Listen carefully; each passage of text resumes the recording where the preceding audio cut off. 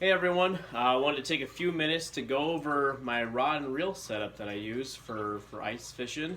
I use a striker transporter case when I go out, so I carry about 5 rods with me.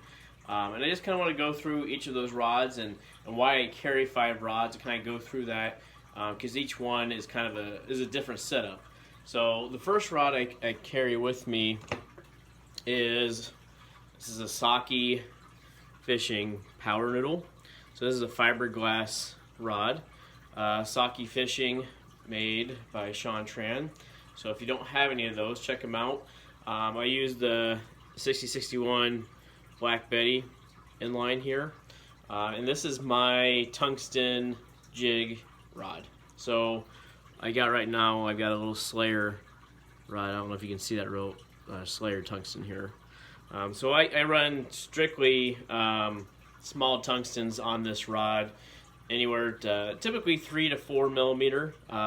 We'll use a 5, but this has got a real soft tip on it. It's a noodle, like I said, it's a power noodle rod. So this is for that light bite or those finicky panfish. So that's the first. If that's my first rod in my bag, that's what I'm going to go to on a finicky bite, or if I'm targeting strictly bluegills and crappie, that might be one I'm using as well. This is the only one I actually use a tungsten jig on. I don't use a lot of jigs anymore. I use a lot of spoons, almost exclusively. Like I said, this is the only one I use. So I'm going to go to my next rod up. And I'm going from my order of my most sensitive rods to the heavier rods. And I always start, when I go fishing, I always start with the most aggressive, and I kind of work my way down.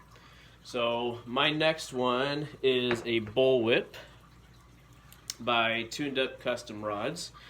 And so the Bullwhip gives you kind of the versatility of a noodle tip, really sensitive high vis tip here, with a little bit more backbone on the backside. Once again, another Black Betty inline on this one.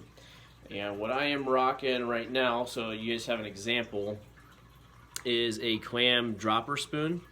And so I will use smaller spoons on this rod.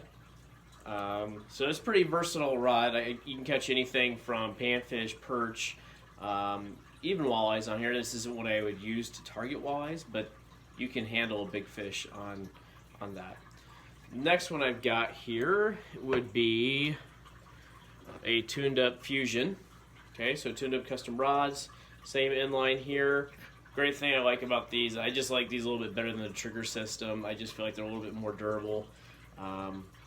And that's just personal experience, personal preference. Nothing against the trigger ones, this is kind of what I like. The Fusion's just a step up from the Bullwhip, and it's just got a heavier backbone, and that tip is not quite as fast.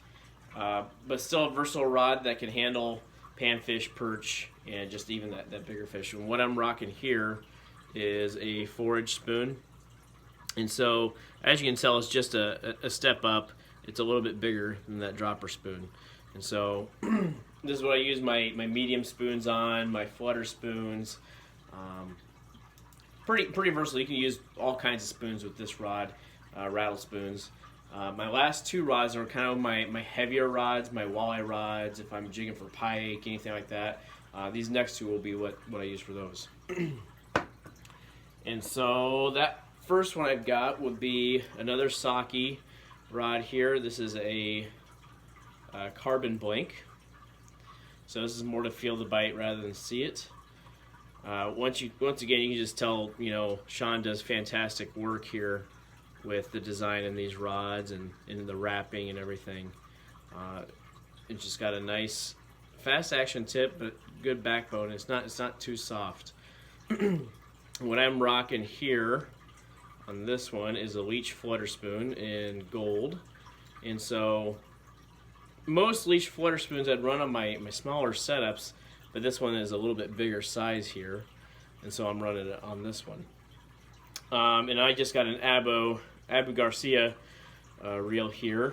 It's nothing too fancy. I actually was going to switch it out this season. I just was too lazy to do so.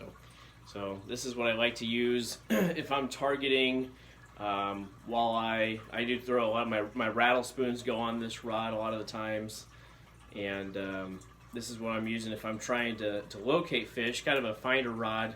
I will put a rattle spoon on this, and I'll just rip it really hard to draw those fish in before. And if they're not wanting to hit it, that's when I'll downsize to my smaller rods. My last but not least is probably my favorite rod. This is one that Sean and I we did. This is called the Saki Dragon rod, and so this is a blank.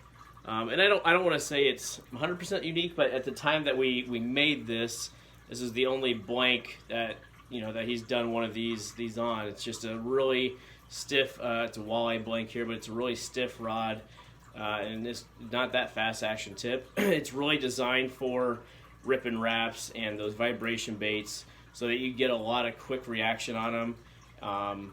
And I've really fallen in love with this just because it's different from everything else I have. And I'll be honest, I one of the reasons I love it too is because it's something different than what Sean had done in the past. Once again, the wrapping here, it's a red and a gold wrapping, and that was a unique wrapping at the time too.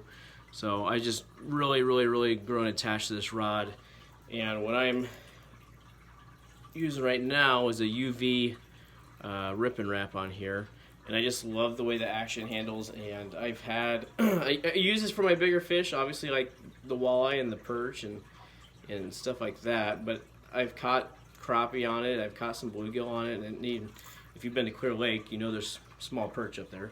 I've caught small perch on this, so you can still feel the bite. And if I'm using an aggressive bait, they're usually going to hit that. They're not going to really finesse that. They're going to hit it. So I don't really need a super soft, sensitive tip for something like this when I'm working those real aggressive baits and trying to get those bigger aggressive fish in there. So once again, this is the Saki Dragon rod by Saki Fishing. So. And I'm running, I forgot to mention, I'm running a Fluger President on this one. My favorite reel in general, and that includes ice fishing and open water fishing both. So I hope you guys liked the video. Just wanted to kind of share what I like to use, the setups I use, why I bring different rods out on the ice, just for anybody else that's looking for how many rods they should bring out, why they should bring different rods. Or just looking for something new, they're new to the sport, just thought I'd share some information. So if you guys have any questions or comments, please post them to the video, like and subscribe. Thank you. Tight lines, everyone.